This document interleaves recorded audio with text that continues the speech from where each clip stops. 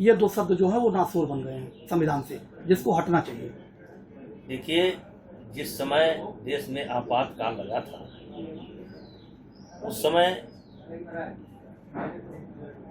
तुष्टीकरण की राजनीति की गई और उसी के कारण जो है ये धर्मनिरपेक्ष शब्द जोड़ा गया।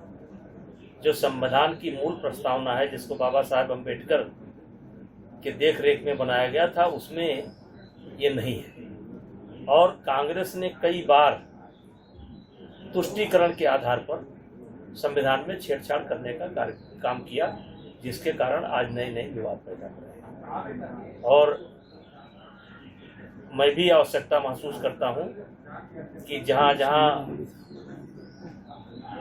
जिसके कारण समाज में तनाव पैदा होता हो या पैदा हो रहा है, उन शब्दों को हटाया जाना चाहिए। राहुल गांधी कह रहे हैं कि आरएसएस और आरएसएस जो है बीजेपी वो संविधान को नहीं चाहती, वो मनुस्मृति को चाहती है, जिससे गरीबों को एक बार फिर से गुलाम बनाया जा सके। देखिए, राहुल गांधी को मनुस्मृति पढ़ना चाहिए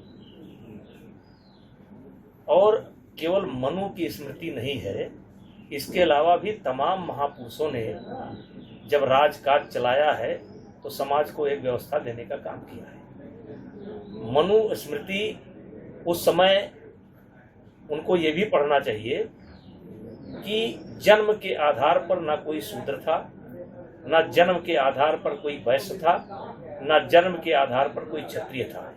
उनको ये भी पढ़ना चाहिए कि वेदव्यास को जो सम्मान द्वापर में प्राप्त है, वेदव्यास कौन थे? तो यानी कर्म के आधार पर घटने और बढ़ने की व्यवस्था थी। तो मनुस्मृति पर अफसोस करने का विषय नहीं है, मनुस्मृति गर्व करने का विषय है।